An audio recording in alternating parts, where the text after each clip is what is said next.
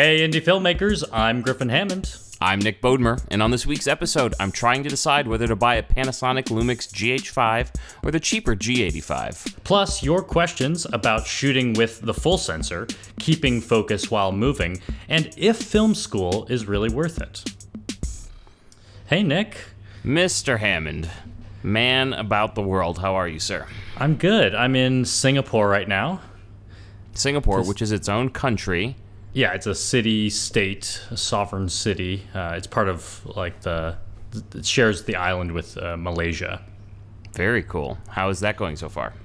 Good. I did one workshop here already at the Cathay Photo Store in Singapore, and then I'm doing another workshop after we record this.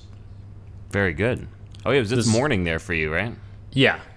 Well, it's like noon right now.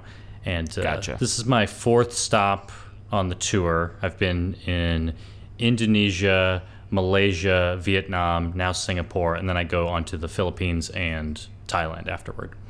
Very cool. Very cool. And this is our 20th episode. No way. Yeah. Happy 20th anniversary, Nick. Yeah, what is 20th anniversary? Is it you're supposed to get me something wood or platinum I don't know. or something? I guess we're almost at half a year of doing this. We're getting close. Is that really what it is? I guess it's a week, and then we've had some breaks. We're 20 weeks in, and we took 2 weeks off, so yeah, we're 22 weeks into this podcast already. Spruce. It's 20th anniversary is spruce. Don't worry, I looked it up. Oh, and I'm doing something today. I did something today that I know will make you happy. I like formatted my SD card on my audio recorder. If you can't hear it, that's a slow clap. That's a slow clap for you, Griffin. So now I have 30 hours available to me on this 32 gig card, so we should be good this week. I shouldn't screw this up. So in approximately 10 episodes, I should remind you again that it's time to to go ahead and format that bad boy. Yeah. Well, Griffin, I also want to mention, you can't see this, but I'm wearing a t-shirt that says I shoot 4K. Is that a Panasonic? Where'd you get that? This was actually at my first event in Indonesia. It was a huge event. There were 200 people there. It was a big stage and everything. I'll throw some Instagram photos in the show notes at Hey.film. But this T-shirt was actually given to me by a fan. We have fans in Indonesia. There have been podcast listeners at every workshop I've done around Southeast Asia, and a guy named Maid Aditya gave me this T-shirt. That is very cool. I'm now realizing the irony of wearing this shirt because, of course, I shoot the podcast in 1080 because there's no reason to shoot it in 4K. No one can even read the shirt. The resolution's so bad. No, it's pretty big letters. You can see it. Well, hello, Indonesia and the rest of Southern Asia. Yeah. It's cool to hear we've got listeners all around the world. And you can't see it, but I'm shooting in my hotel room overlooking Singapore. And it's pretty bright out there, even though it's a cloudy day. So to compensate, I'm actually using both of my Westcott flex lights. Ooh. At full power, just because I need to get that much light on myself to combat how much sun is coming in from behind me. So, Griffin, I have to give you a little bit of a hard time. Why? And, well, so we had a little audio sync issue on the last podcast, didn't we? So you know what happened? No, I do, and I think it's my fault. That's actually where I was going to go with that. No, I don't think it was your fault. I think you recorded the backup audio of my iPhone audio so that it was perfect. When I failed to, my audio recorder stopped because it filled up the 30 hours. There was about a minute gap where we were talking and we didn't have good audio. But you saved me by having that redundant audio. That's why I always think you should record extra audio if you can. But what I failed to realize is that the iPhone audio can skip and lag. So you can't sync it in one place and trust that it will continue to be synced. Well, what I did was I realized when it got so out of sync so quick, I checked my settings on my audio hijack recorder. And it was set to basically, it wasn't inserting silence when there was silence. If it was no audio from the FaceTime app, it didn't record. Oh, so it was like taking out gaps. the gaps? Yeah. Oh, interesting. So you had no chance of syncing that. So I fixed that. in this recording. Oh, cool. Thank you. Well, also, this is what happened was you sent me your video files, and I think I was doing workshops I might have even been out of Indonesia by then. I might have been in Malaysia. And I finally got to the editing of the show around midnight or something, local time. And I was just really tired, and I was sitting in the bed editing, and I found myself like falling asleep while I was listening to it. And so, because we're that exciting. No, just it was that late. And you know, I had done most of the hard work already. I was just going through and like listening through it. And you know, I think I synced that audio at one point and screwed up the timing somewhere else and didn't notice. It's no big deal. Though I will say, I just looked over my recorder. I hope your audio is good this time, because I am not recording your audio. It must have gotten screwed up when we had a second phone call, because I was already rolling or something. No, I think we'll be good with my audio this time. I think my audio is recording. Yes. Yes. All right. And if you're an audio only listener, if you're not watching the YouTube version of this podcast, then you wouldn't even have noticed the sync issue. It was only for about a minute or 30 seconds probably in the middle of the episode that the sync was off. Well, I'm glad we can show our mistakes as well. Trust me, we make plenty. I've made several mistakes in these workshops that I've been doing, and I keep reminding people that I'm far from perfect, and I'm always making mistakes. Every time I go on a shoot, I make some major mistake. And I think what I love about filmmaking is that it's problem solving, and you're always trying to find a way to cover up your mistakes. Yeah, I always like to remind people as well that you make lots of mistakes. I actually knocked a GH5 off a table during one of the presentations, and everyone in the audience just goes, and I was like, those are expensive. I was like, calm down, people. I do this all the time. The camera can handle it. The lenses are strong. I do this all the time. I do drop things. All right, so Griffin, I put my camera on eBay. It's time to upgrade. So wait, you sold you had an Olympus. Yeah, so I shot on the GH2 and the G6 were kind of my go-to cameras when I was doing a ton of video work. Yeah. And then when I kind of have not been doing as much and they were getting old, I was like, I should get some money for these while they're still valuable. And I thought maybe I was going to go mostly photos, and I decided to give the Olympus a try. And then we started this podcast, and the Olympus just does not work for video, and I realized I made a bad decision. So that's up on eBay, and I'm thinking G85. Do you need people GH5. to go buy it? Do we put the eBay link in the show notes? Yes. Although I think everyone here is going to buy whatever I say I'm going to buy next, not what I just said don't buy for video. But if you want, we'll share it. That would be great. I'm also selling an Intel NUC microcomputer, so check that out. So what do you think off the top? I mean, I've done some research. I have thoughts, but I'm going to let you let you tell me what you think before I say what I've been researching. Well, and I actually, you know, of course, I know a lot about the GH5. I didn't even mention that they're launching it here in Southeast Asia. It's like release time right now, which is why I'm here doing these workshops. I know that camera very well. I don't know that much about the G85, although I've seen it at a lot of trade shows. I guess one thing I don't know about it is how much it costs. How much cheaper than the GH5? It looks like I can get it with a kit lens for about $1,000. Okay, so it's like it's less than half the price. Less than half the price, yeah. Because I would probably just sell the kit lens because I have a million lenses, and it looks like I can get $200 or $300 for that on eBay. So call it a $700 body only camera.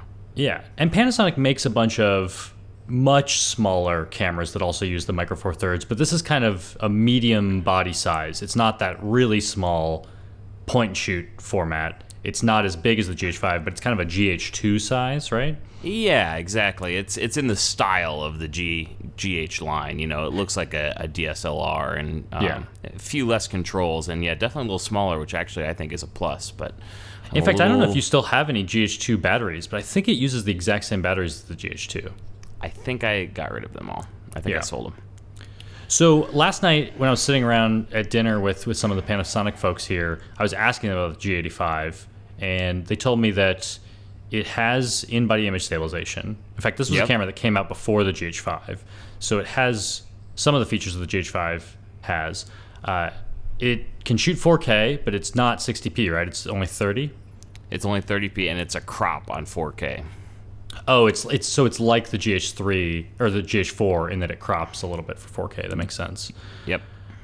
But they were telling me that they almost want to position it as like a GH mini camera because it really is very powerful. It can do a lot of the things that the GH5 does. In fact, I think does it still have a microphone jack and a headphone jack? Ooh, good question. I don't know. I think it does. I really don't ever use those. Maybe I would. I'd probably put my Rode on it if I could. It must, because the G6, which I used, had both of those. But arguably, if you don't need dual SD card slots, if you don't need 4K 60p, and you don't need 180 frames per second in 1080, and if you don't need some of the like really advanced features like, I don't know if it can do Vlog, it probably can't load LUTs, and it can't do like vector scopes and waveforms, but all of that stuff is kind of like icing on the cake. I imagine the G85 is going to get you exactly where you need to be. Yeah, I mean, just to cut to the chase, I'm leaning pretty strongly towards the G85. The GH5 has the newer autofocus system, which is the only thing that I'm like, ooh, you know, when I've taken pictures, mainly I take pictures of my kids running around, right? Yeah. So I need like quick autofocus or you lose the moment. But my guess is the G85 is pretty good.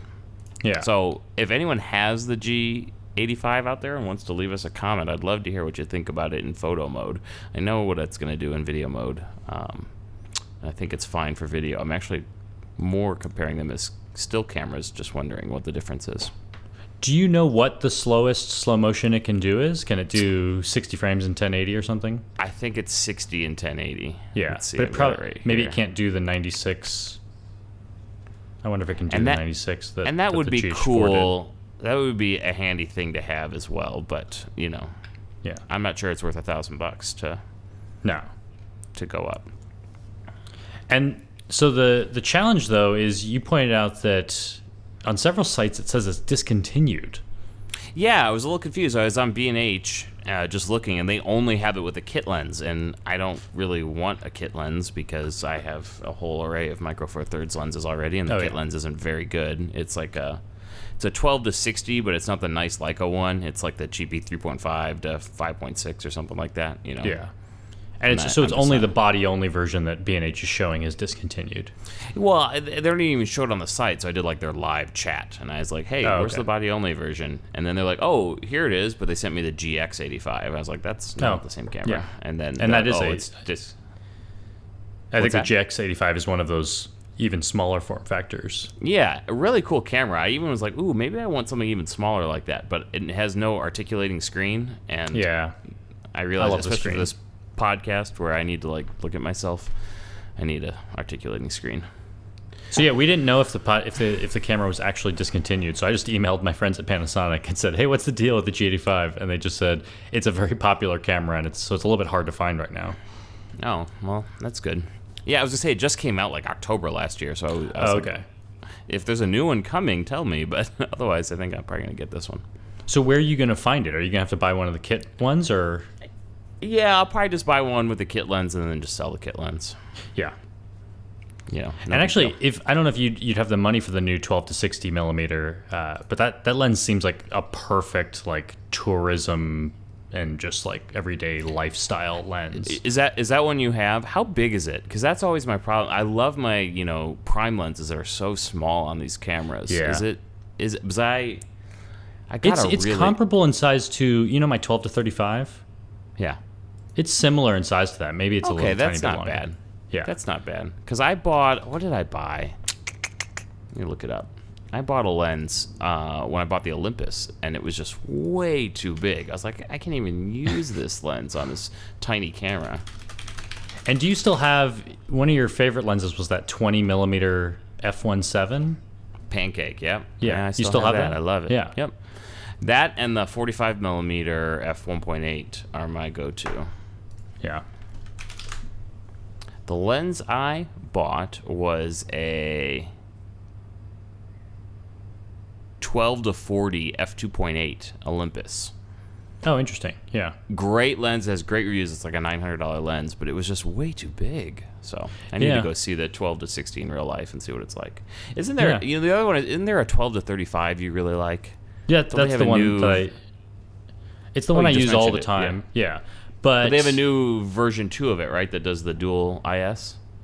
They both do dual IS. The new 12 to 35 just can do a little bit more data collection per second, which I'm not sure if it will make a noticeable difference.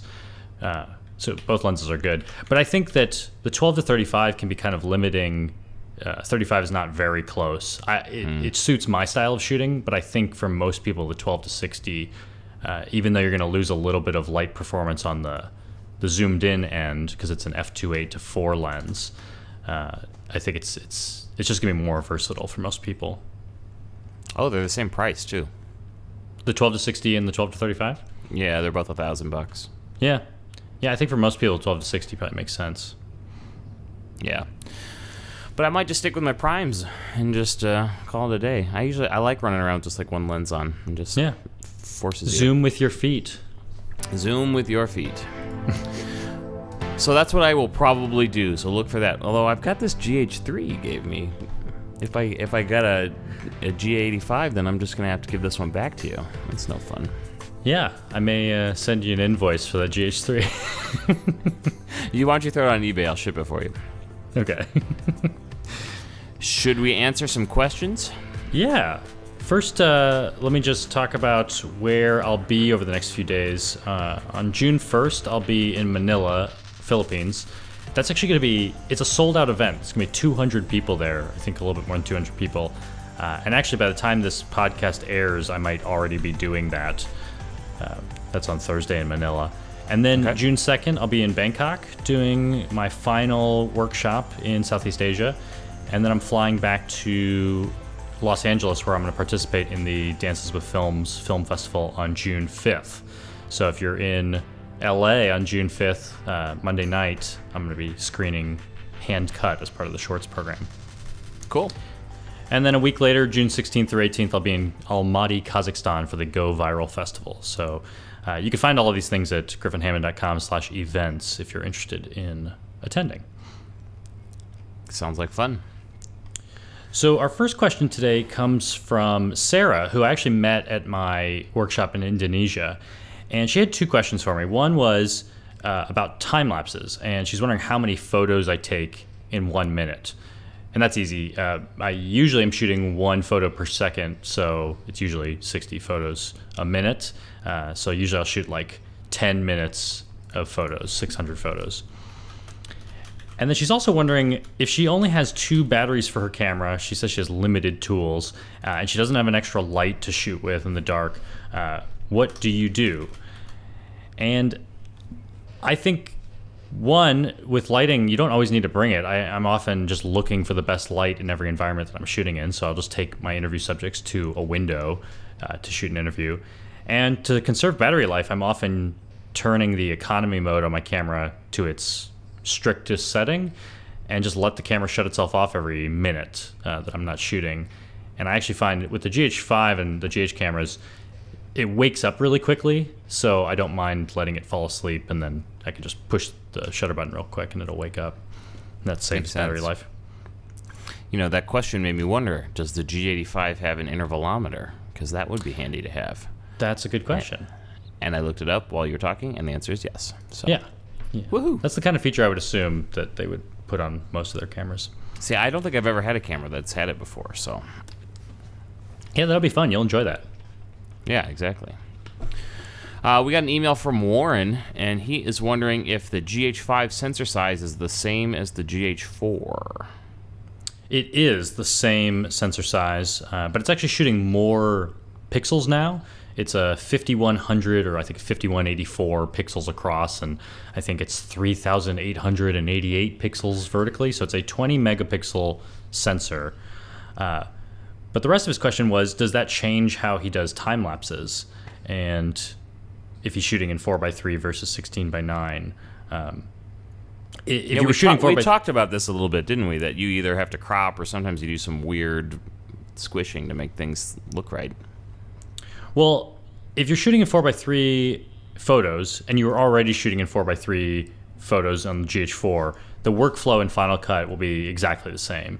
Because even though the pictures are a little bit bigger on the GH5, they're the same crop factor. I mean, it'll be the same. What am I looking for? The focal length, field of view will be the same. And Final Cut, when you change the size of an image, its default when it's 100% is just to fill the frame. So even though it's a bigger image, 100% is still the same size. It's still going to fill the frame. So you'll still do the, if you drop it into a 16:9 timeline, you'll still do a 133.33 stretch to get that 16:9 image to stretch to, or sorry, that 4:3 image to stretch to 16:9 ratio. Gotcha. So yeah, it shouldn't change his workflow at all. All right, good. We got an email from David who says he's shooting a film and he's done most of the shooting in 4K, but he's also doing some 1080 and he has some archival footage in 1080, and he's just wondering, is there an advantage to exporting the final product in 4K, or should he use a smaller format to somehow make it more compatible with all his stuff? And, is there some happy medium between 1080 and 4K that he should export? And what do you think? Well, I mean, if it's me and I've captured in 4K, I'd probably at least edit in 4K and have the option. You can always export it as 4K and save that, and also in 1080 for whatever you need to deliver it for. But if you're going to go through the trouble of shooting in 4K, you might as well export in 4K is what I'm thinking. What do you think?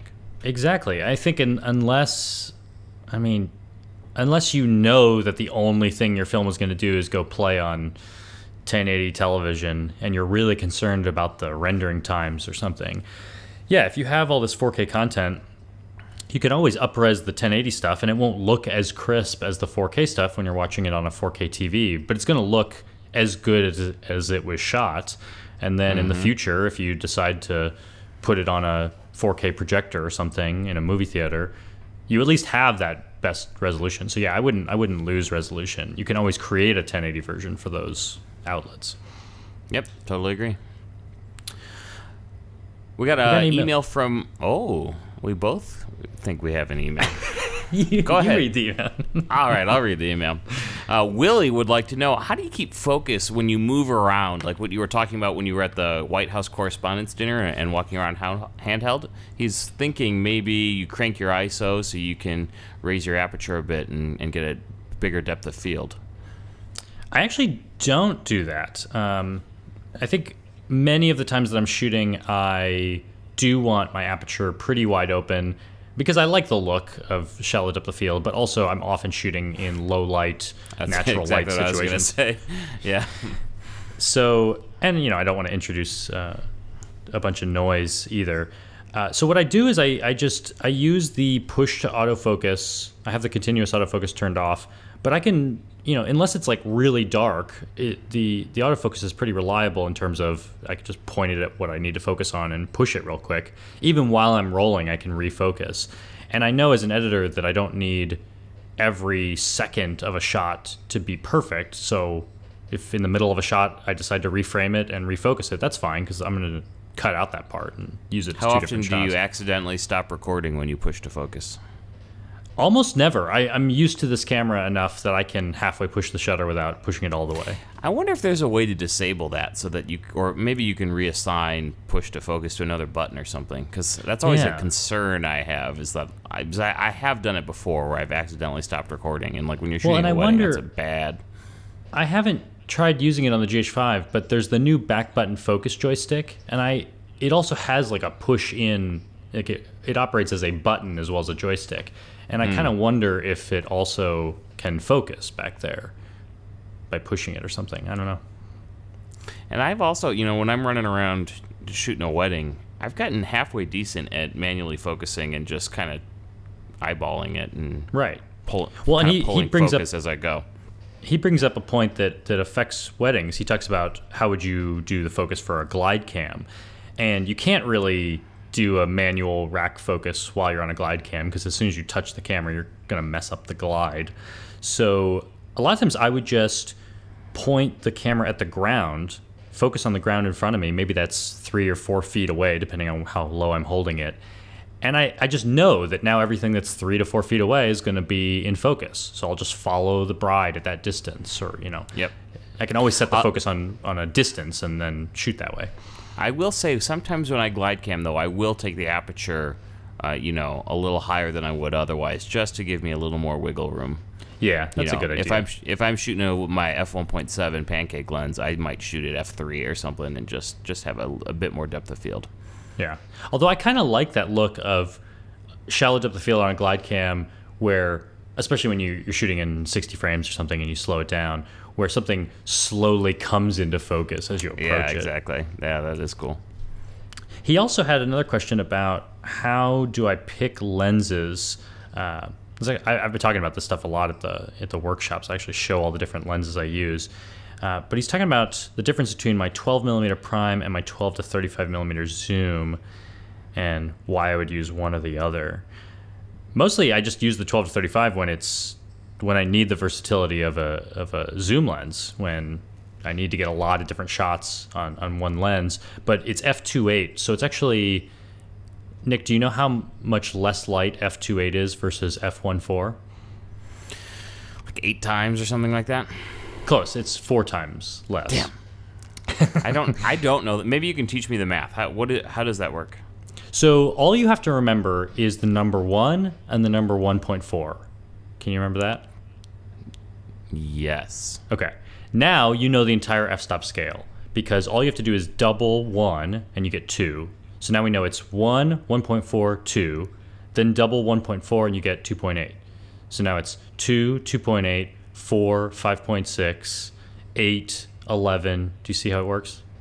No. I didn't follow along at all. You just blew my mind. All right, I got 1 to 2. Yeah, so the starting numbers are 1 and 1.4. Uh-huh. Double each of them, and you get 2 and 2.8, right? Uh-huh. And just keep doubling those two numbers. Oh, 5.6. Okay, I gotcha.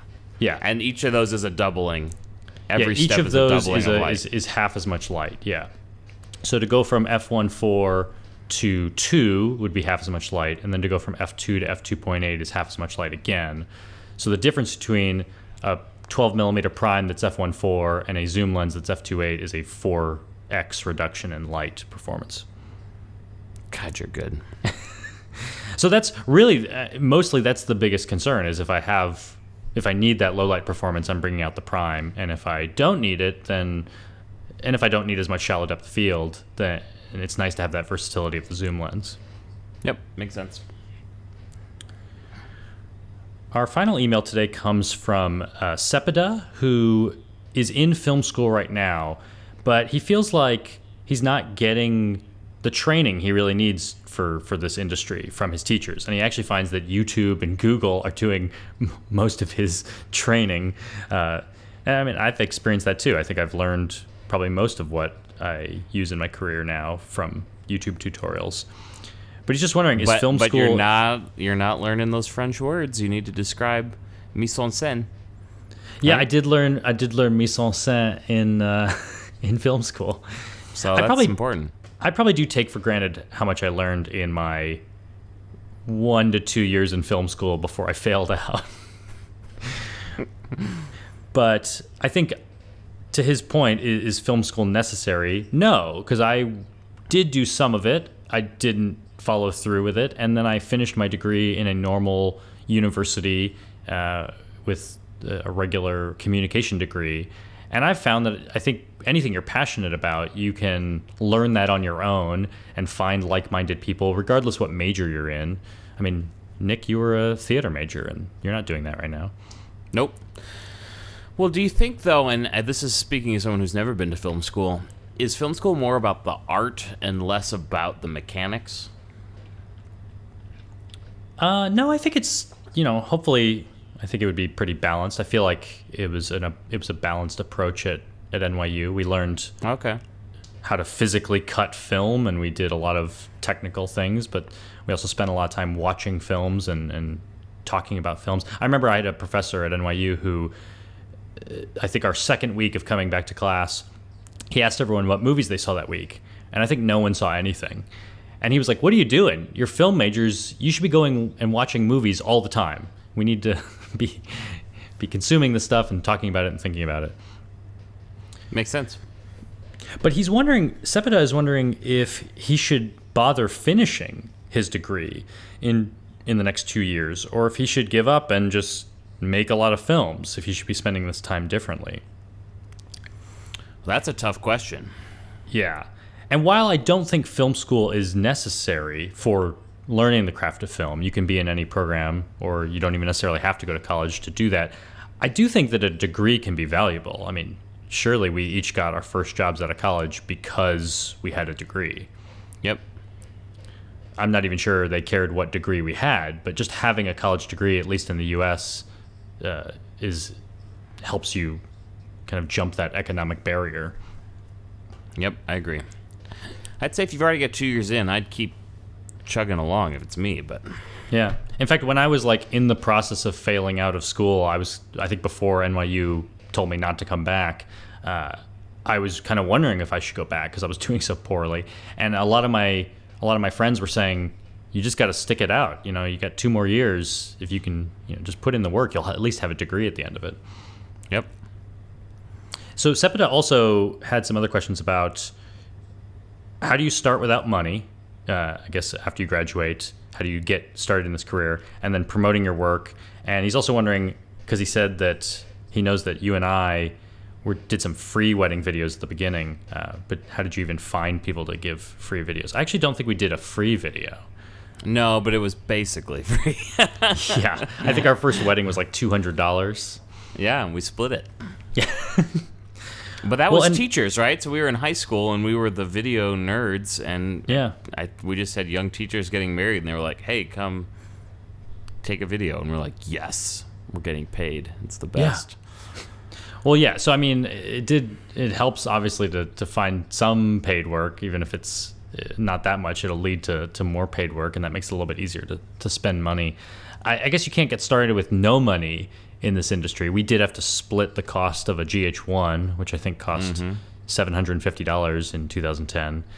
So that was one big way that we saved money. It was just splitting the cost of everything between ourselves. Yep, exactly.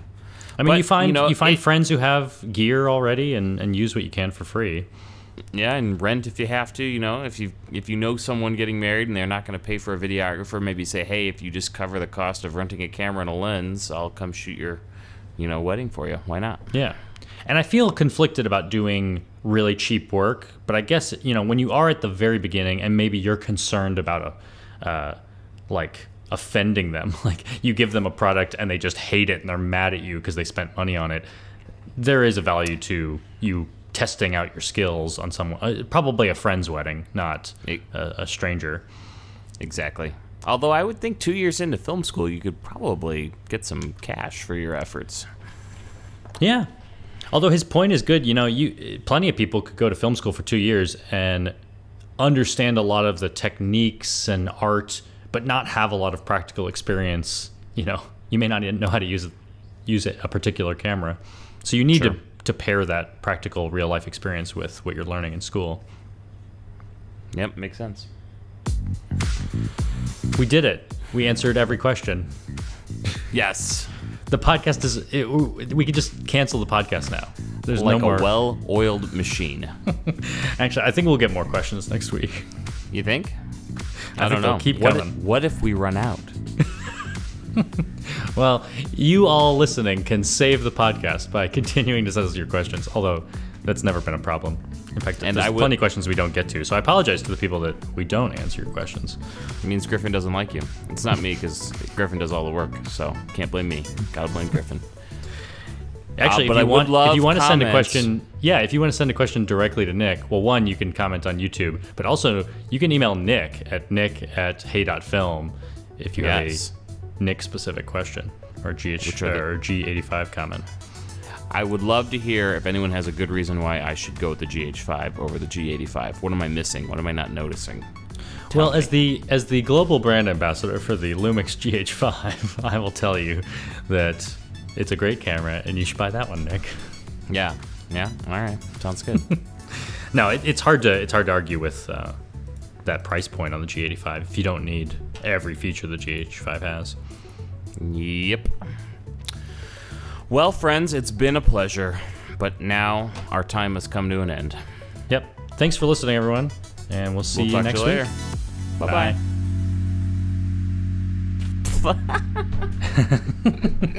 Now it's done. Now I'm in my head. All right, one more. Okay. I got it.